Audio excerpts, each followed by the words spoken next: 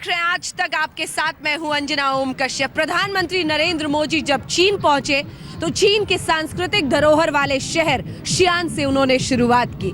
शियान में भी पहुंचने के बाद यहां पर पहले तो टेराकोटा वॉरियर्स, लेकिन उसके बाद प्राचीन बौद्ध मंदिर शिंगशांग मंदिर का उन्होंने दौरा किया। उसके बाद वो वाइल्ड गूस पगोड़ा भी देखने के लिए पहुंचे। यानी धर्म की ये यात्रा एक तरह से पहले दिन की रही प्रधानमंत्री नरेंद्र मोदी की।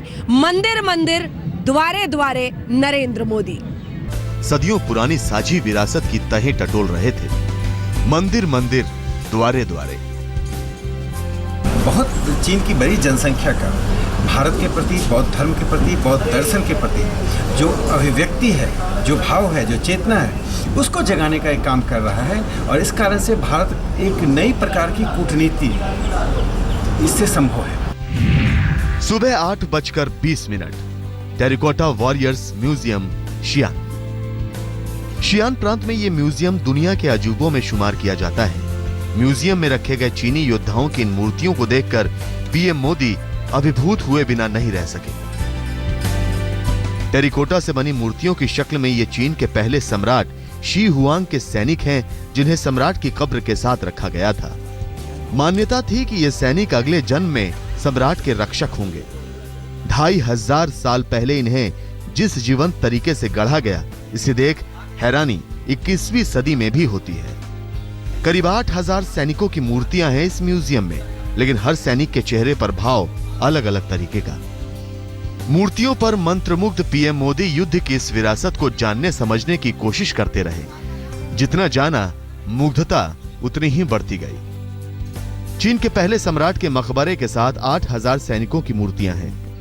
सैनिकों के साथ 130 रथ और 520 घोड़ों की मूर्तियां भी हैं। इसके साथ 150 घुड़सवार और युद्ध के साजो सामान भी रखे गए हैं।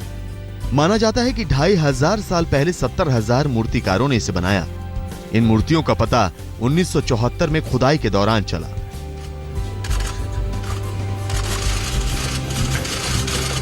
ढाई हजार साल से जिस तरह इन्हें संजोकर रखा गया है, 50 साल पहले इसे राष्ट्रीय संग्रहालय घोषित किए जाने के बाद जिस तरह इसकी देखभाल की गई है, उसे देखकर मोदी बेहद प्रभावित हुए बिना नहीं रहे।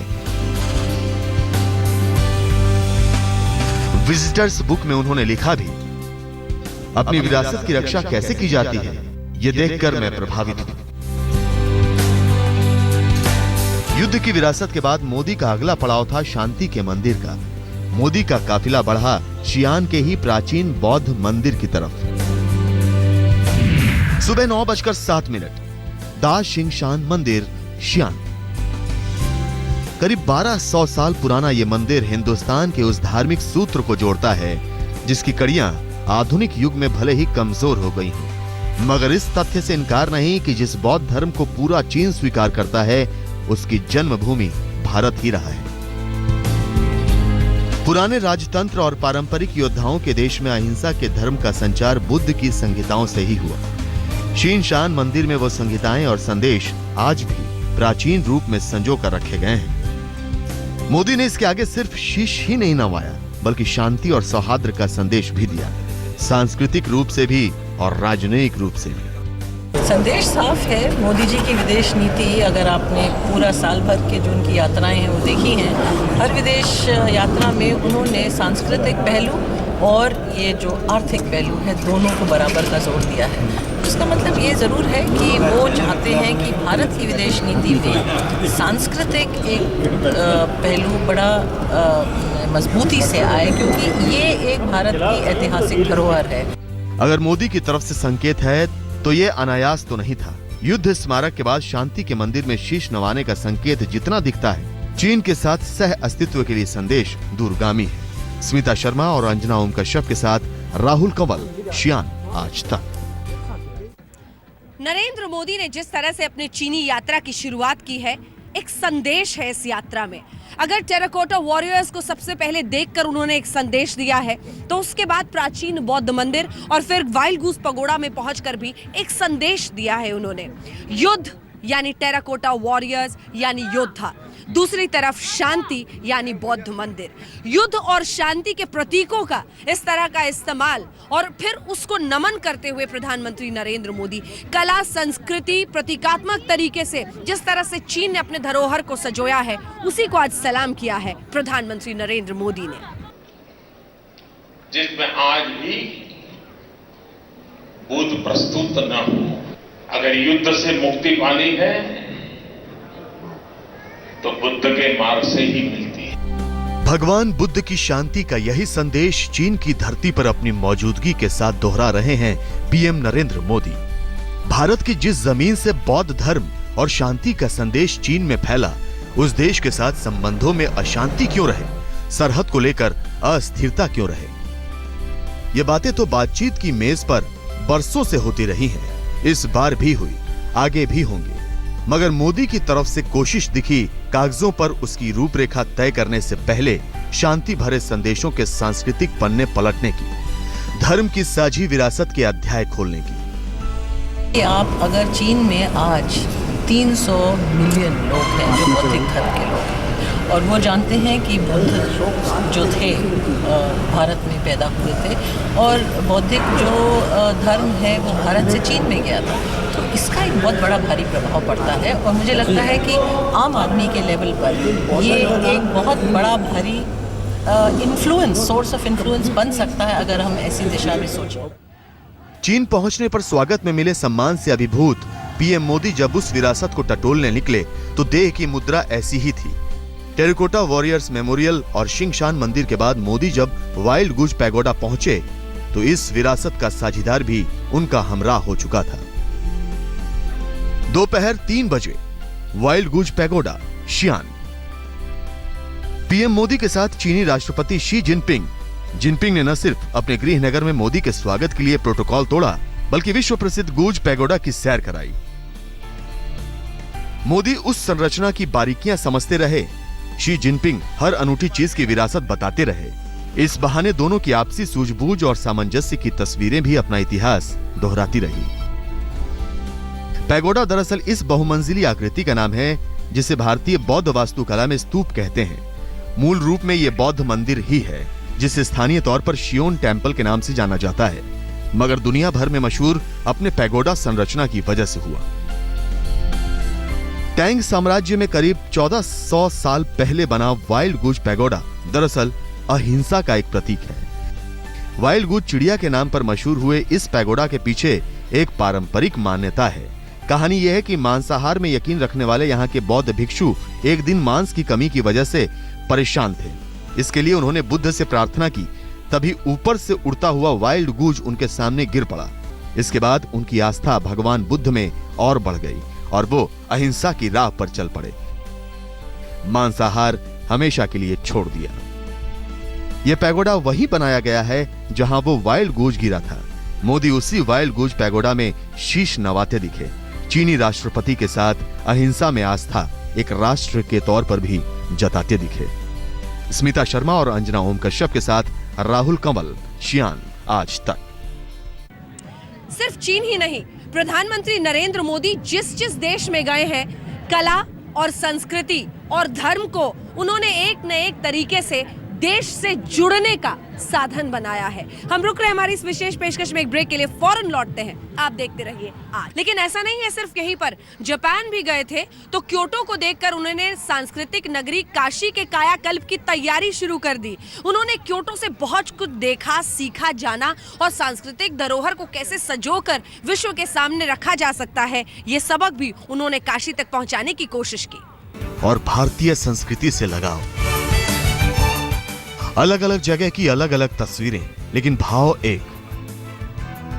जी हां, अब तक मोदी की लगभग हर विदेश यात्रा में उनके हाथ जुड़े, शीश नमा ऊपर वाले के सदके में।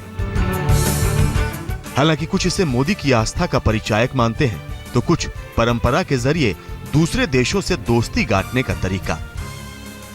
संबंधों में संस्कृति अस्थायित्व प्रदान करता है। व्यापार अस्थायी चीज होती है, लेकिन जब आप सांस्कृतिक चेतना के साथ संबंध जोड़ते हैं तो अच्छे और बुरे दोनों दिनों में संबंधों में स्थायित्व बना रहता है। इसलिए मुझे लगता है कि भारत की संस्कृति जिस रास्ते से फैली थी उस रास्ते को पुनर्जीवित करने का जो काम भारत के प्रधानमंत्री ने किया है, तो वे भारत के राजनीतिक नेता के रूप में नहीं, देश के एक नेता के रूप में नहीं, बल्कि एक सांस्कृतिक पुरुष के रूप में भी बाहर जाते हैं।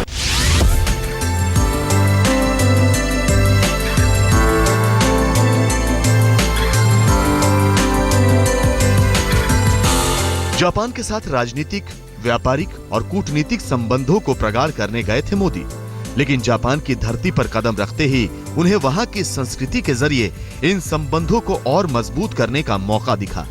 और शायद यही वजह रही कि दौरे के दूसरे ही दिन प्रधानमंत्री मोदी वहां के प्राचीन बौद्ध मंदिर तोजी और किनकाकुजी पहुंच गए। सफेद कुर्ता पायजामा, बिना बाजू वाली जैकेट और सफेद सैंडल पहने मोदी आधे घंटे तक तोजी मंदिर में रहे, पूजा अर्चना की।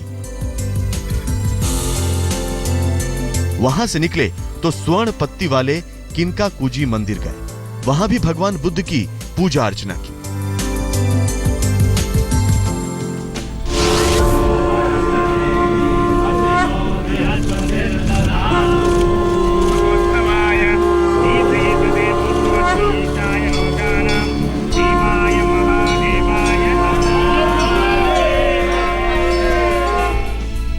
पड़ोसी मुल्क मॉरिशस की यात्रा पर भी मोदी की भक्ति और इसके जरिए वहां के लोगों से जुड़ाव साफ नजर आया। मोदी ने सुबह सवेरे मॉरिशस के गंगा तालाब जाकर पूजा अर्चना की, आरती की, अर्घ दिया और इसके साथ ही शिवलिंग की पूजा भी की। मॉरिशस के सबसे पवित्र जगहों में से एक माने जाने वाले गंगा तालाब जाकर मोदी ने अपनी आस्था का परिचय तो दिया ही, मॉरिशस वासियों के दिल में जगह भी बना ली।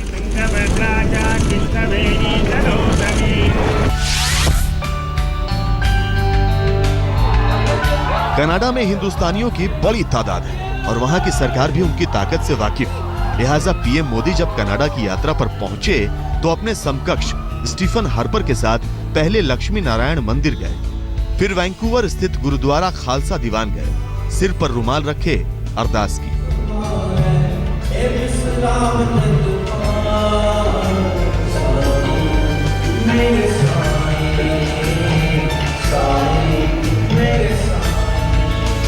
जाहिर है, देश हो या विदेश, यात्रा का चाहे कोई भी हो उद्देश्य, मोदी मंदिर मंदिर द्वारे द्वारे। आज तक ब्यूरो। इसी के साथ चीन के शियान शहर से हमारी विशेष पेशकश में हम रुक रहे हैं एक ब्रेक के लिए, लेकिन ब्रेक के उस पार जब लौटेंगे तो आपको दिखाएंगे विदेशों में नरेंद्र मोदी की शिव भक्ति। आप देखते रहिए आज तक। मंदिर मंदिर द्वारे द्वारे हमारी इस विशेष पेशकश में हम आपको दिखा रहे हैं कि कैसे विदेशों में धर्म को आधार बनाया है प्रधानमंत्री नरेंद्र मोदी ने लोगों से जुड़ने का। और इसी कड़ी में आइए आपको जरा दिखाते हैं, जब नेपाल और श्रीलंका गए प्रधानमंत्री नरेंद्र मोदी तो कैसे खुलकर सामने आई उनकी शिव भक्ति।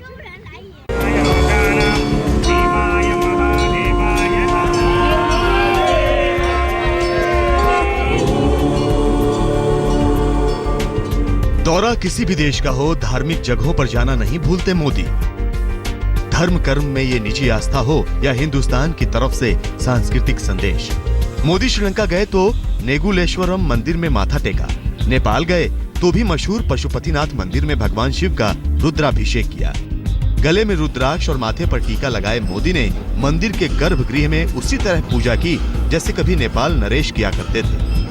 2008 में राजशाही खत्म हुई तो वो शाही पूजा भी बीते दिनों की बात हो गई। उसकी झलक मोदी के लिए आयोजित खास पूजा में ही मिली।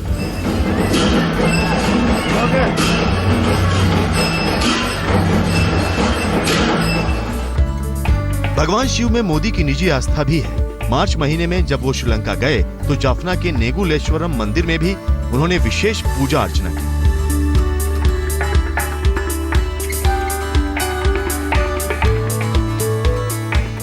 मंदिर में मोदी ने दीप जलाए, आरती उतारी और जल कलश भी अर्पण किया। जाफना में भगवान शिव का ये मशहूर मंदिर है। मोदी पहली बार इस मंदिर में गए तो इन तस्वीरों के साथ वो लम्हा भी आस्था के सुनहरे पन्नों में दर्ज हो गया। आज तक ब्यूरो। इसी के साथ साथ चीन के शियान शहर यानी सांस्कृतिक धरोहर के शहर शियान से हमारी इस विशेष पेशकश मंदिर मंदिर द्वारे द्वारे में इतना ही। लेकिन देश दुनिया की बाकी खबरों के लिए आप देखते रहिए आज तक।